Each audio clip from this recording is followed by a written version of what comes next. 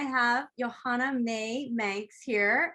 So listen, if you're not sure what to wear on camera when creating video content, or you need help with your personal style, or you're wondering what the right colors are for you, have no fear. Fashion stylist Johanna-May is here. So welcome, Johanna. Thank you, Wendy. What a wonderful introduction. I'm going to have to get that recording off you. That was beautiful. Well done. Thank you. Thank you.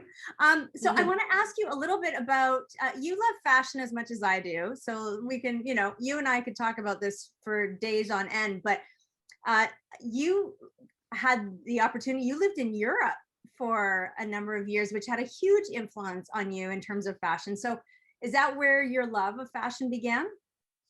Oh, I think so, Wendy. My grandmother, my Belgian grandmother, had a little fashion shop, and I used to, in my school holidays, go and work in her very eclectic, quite funny, dinky-dory little fashion shop where predominantly she used to sell lingerie, actually, or underwear, I should say, and she had quite unique items. So I used to love pottering in there and helping all the her clients out with dressing them. So that's where my passion started, and actually also because I was a ballroom dancer, so I had beautiful gowns, and it was always a lot of sequins and things like that. So I used to love being amongst beautiful things and feminine items, actually. Yeah. Amazing. So where you were in Belgium were you there in Belgium the entire time that you were in Europe, or did you sort of move around?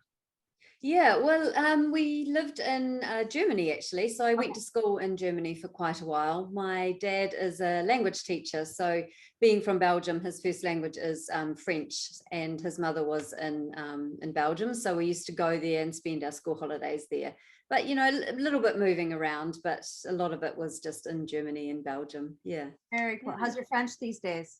Oh, not that great, actually, but my German still, I'd probably say rusty, but yeah, it's still there. Yeah. Amazing. Mm-hmm. And so what age would you say you were at when you were working at your grandma's shop? First time would have been when I was about 9, so quite young. Yeah. And then I was about 16, actually, the second time when we lived there. Very cool. So so do you think that, have you always worked in fashion? I guess that's what I'm so curious. Have you always been in the fashion world, or did you have sort of a transition into this fashion stylist world? Yeah, I did, actually. I started in a different industry. So I worked in advertising, and then probably my biggest claim to fame besides the styling is actually being a long haul flight attendant for Air New Zealand. So I used to travel the world, and I guess I used to always spend my time in fashion shops and breathing in all the different designers all around the world. Then I went into cosmetics. So I was brand manager for a cosmetics company that had Smashbox makeup, which you probably know, and also Ferris skincare and body care. So I used to work with those brands, and then I decided that, look, I love fashion. So I had my daughter and I retrained as a stylist. So that was well over a decade ago.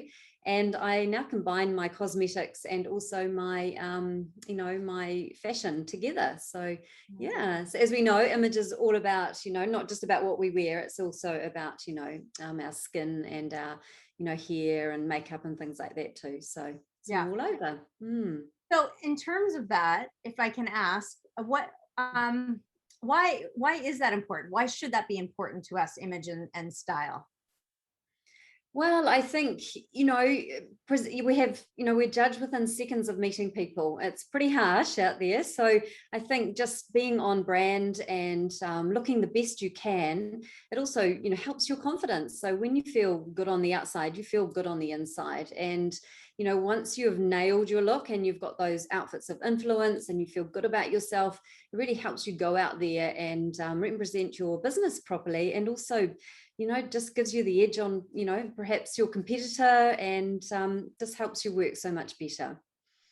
I totally agree in terms of the confidence factor. You know what I mean? When you're wearing something and you're like, yes, I can take on the world in this outfit. it makes all the difference in the world. Yep, you've got this, hey. It just gives you that, it's kind of like a bit of a power surge, really. And, you know, it's nothing nicer than having that outfit and knowing you can rely on it too. And, you know, it's you know, a lot of people don't, you know, have those outfits of influence ready. And then they've got these meetings, or they've got, you know, a function to go to or something like that. And they scramble around trying to find the right thing to wear, and they never feel amazing. And, you know, I mean, I know, I've been there. I used to do it, you know. Yeah. So yeah. So, okay, so then I guess the big question is, you know, the old 80-20 rule, right? So why do we only wear 20% of our wardrobe? What is that? Yeah, good question, Wendy. I know it's scary, isn't it? What a lot of wasted money. It's not good for the environment either, right? So a lot of it is to do with fit. So people buy things that don't fit properly. It's you know, it doesn't matter what the size tag says. You can always cut the size tag out, but some people just, you know, buy the wrong size, and they just don't want to go up that size because it means that it's a larger size or whatever. Or they've bought things online. You know, online shopping, you've got to be really skilled with online shopping. And, you know, sometimes even the measurements online aren't quite exact. Also, you know, designers, you know, make for the, you know, let's say the average size 10, and then with each size they go up another certain amount of centimeters around the whole, you know, peripheral of the design. And, you know, we're all so unique in our size. You know, we can't all be a size 10 or a size 12. I mean, we've all got different body proportions, and, you know, we're unique, and well, 99.9% of us are not perfect. So, you know, why are those, you know, online sales going to particularly work for us? So a lot of it is fit, and also the fact that people don't dress for their personality or have the right percentage for their personality and their lifestyle. So it's a general rule. Yeah. So is that why a lot of us still have things hanging in the closet that have a tag on them? Because we probably purchased something that was on sale, right? And we were like, I'm gonna work my way into this. I'm gonna either lose some weight, or, you know, this is my sort of my aspirational outfit that I'm gonna get to someday. And then I just, it's shocking to me how many people, you know, still have tags on their clothes in their closet. I know it's scary. I zoom into a lot of wardrobes and help people mix and match, and also, you know, show people why things don't work. But there's a very high percentage of garments with tags on them. And I think, you know, people generally will buy them in the sale, and they think, oh, but it's on sale, it's a good bargain. But if it's not worn, it's not a good bargain. And, you know, you've got to, you know, buy things and get them home and try them on straight away. And if it's not working, you know, send it back. You know, check what the return policy is on that brand. But there's really no use in having something hanging in your wardrobe for a long time, because the older it gets, the less we want to wear it. So, you know, it's just educating and learning, really, you know, the best way to shop, and, you know, knowing too, you know, what color suits you. A lot of the time people don't wear things because the color's wrong, and they don't know why. They put it on, it just doesn't feel special. So a lot of the reason is because it's the wrong color for them. Yeah. Gotcha. So so I guess that's my next question is, why is wearing the right colors for us so important?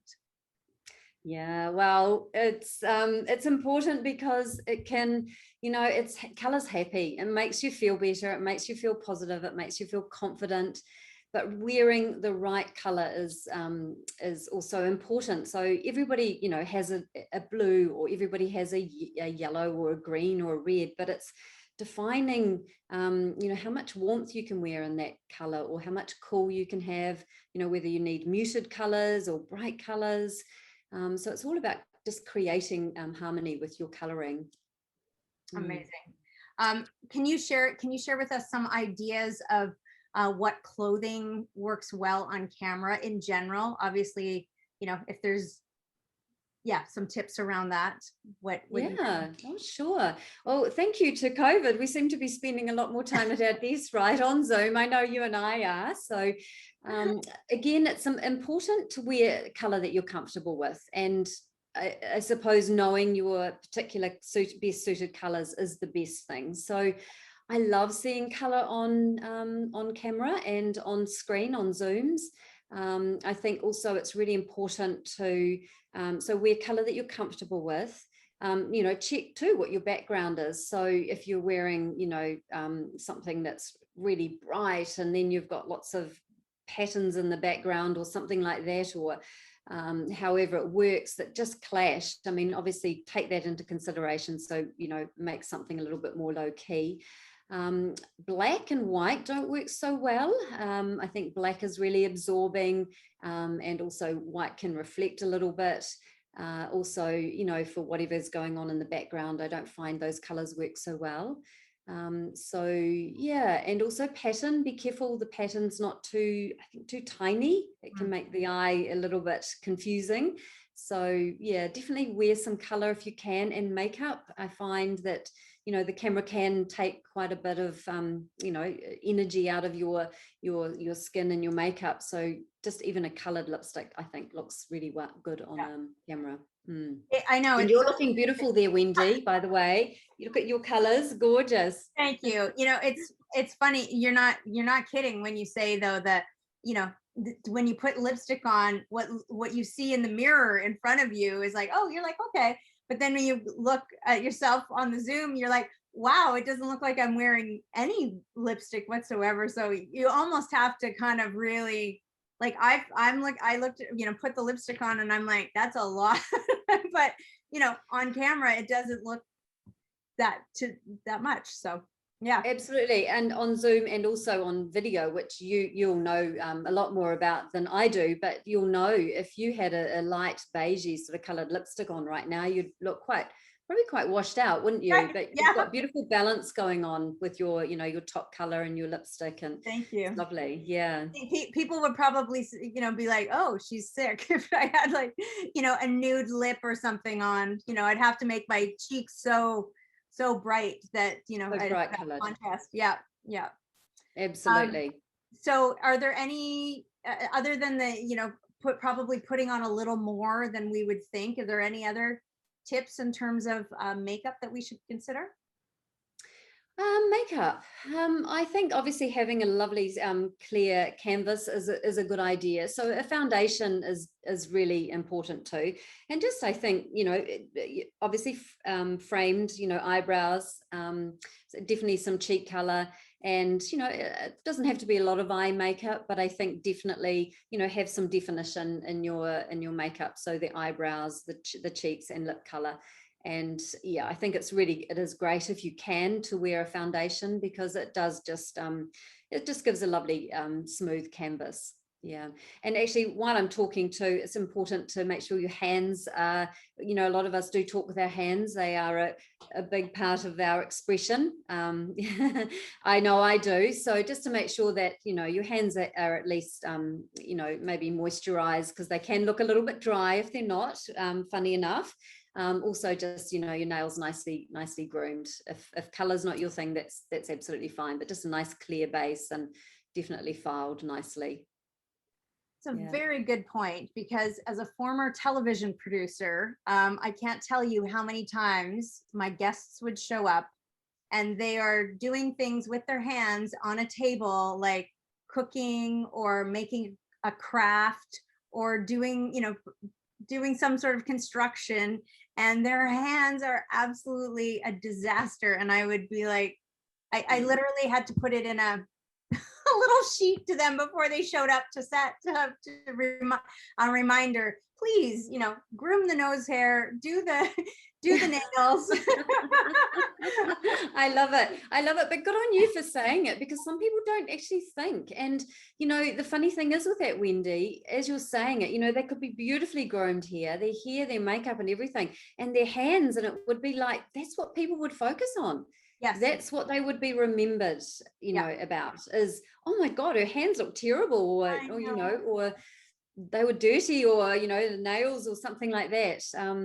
That's how hard it is, those first impressions, you know, that's how we judge people. It's so true. And listen, with the catches with HD these days, with high definition television and cameras, it picks up everything that much more. So I don't think people realize how, you know, if you're, you know, getting anywhere close to a camera, it will see everything. So again, it's your image and style. It's what you want to portray to the world. So obviously we're talking to women, you know, female entrepreneurs, but, you know, obviously you are leaving an impression. So you have to think about, who do you buy from? Who do you, you know, you know, when you look at somebody, you know, are you attracted to somebody that's put together, or are you a little bit more like, I'm cool with somebody loosey goosey that hasn't brushed their hair and no makeup? That's totally cool. Then if that's you, that's you. But on the other hand, to your point, you know, we have, you know, a few seconds to make a first impression. And if you are looking to somebody to, you know, help you with your image and style, or, you know, to help you, you know, further your business in terms of your branding and that kind of thing, you know, you're probably looking to people that have put, you know, that are put together because they're inspiring, right? So so true. That's right. And you are your personal brand, and you are your professional brand. And what you wear and how you dress yourself is actually your packaging. So, yeah. you know, it's like, you know, when you go into a shop and you're buying something, you know, you're not going to buy something that's not 100% right, are you? You know, as far as, you know, looking and things like that. So yeah, it's really is important. So it is the first impression, and it's also that lasting impression too that you want to leave. Yeah. Yeah. And so, okay, so I want to talk to you because you have a master class that's coming up so I'm going to give the North American time. It's Tuesday, June 6th at 7 p.m. Eastern, which is Wednesday, June 7th in New Zealand. So what time is that in New Zealand on the 7th? So actually that's a week today. It's at 11 a.m. So it's in just about a week's time, actually, Wendy. Yeah. So it's a masterclass just for about an hour and a half. Yeah. Okay. And so tell us, what do we expect in your masterclass? Well, it's called Three Pillars to a professional image. So it's all about mastering, you know, outfits of influence. So giving you the 3 steps that you need to know to, you know, to gain confidence, feel good about yourself, having those outfits of influence, having a workable wardrobe. So I'm going to be, you know, honing in on three things that you know, everybody needs to know to just make things so much easier. And, you know, once you've got a wardrobe that works, you know, easily and you know, works for you and your brand, then, you know, it just gives you so much more time. It's less stressful. You know, it protects you against the fashion fads and things like that. So I'm just going to be honing in on those in that hour and a half. Amazing. So I love that you talk about your outfits of influence. So just off as an aside, how many outfits of influence do you recommend that we have? Well, I think, you know, we need to have more than one, obviously. So, and you know, we have different outfits of influence. You know, it may be, you know, different clients that we're going to see, or, you know, it could be either you're presenting, you're doing a workshop, or you're just doing a, you know, one-on-one meeting or whatever. So you really need to have just a few key outfits for different occasions. And I always like to say to my ladies, have a second option. So just for example, I educated some ladies on Monday. I had a full day workshop on personal branding, and I put my outfit on, and my heel the leather had ripped off my heel, and I must have got it stuck in a, you know, so I had to completely change my outfit. How's that? That's the stylist for you. But I had another outfit. I'm like, those shoes did not go with this outfit. I got to change outfits. I hear you. I've done it.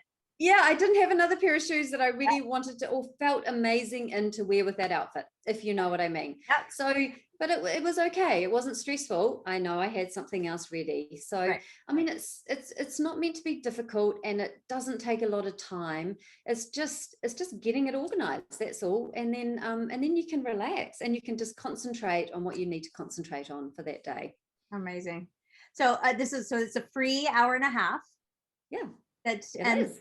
Great. And are we interacting with you? Are we popping in and asking questions? Is that sort of the setup? Yeah, absolutely. I mean, I've got a lot to share, but I'm totally open to people just putting up their hand and just asking a question. I'm going to have obviously somebody helping me there to sort of make sure that I don't miss out on those questions, and then Right. we'll have some question time at the end as well. But yeah, it's really interactive, and I'm hoping that we're going to do it on Zoom, so I'm hoping that people would love to have their camera on and they can so they can see them as well. It's really nice. Yeah. So yeah, totally love to offer more tips and tricks as I go along, for sure. Fun. Well, it Mm. sounds amazing. I'm so excited for you, and I'm actually going to try and be there. So I'm going to Lovely. join you and hang out and talk fashion for an hour and a half. This is awesome.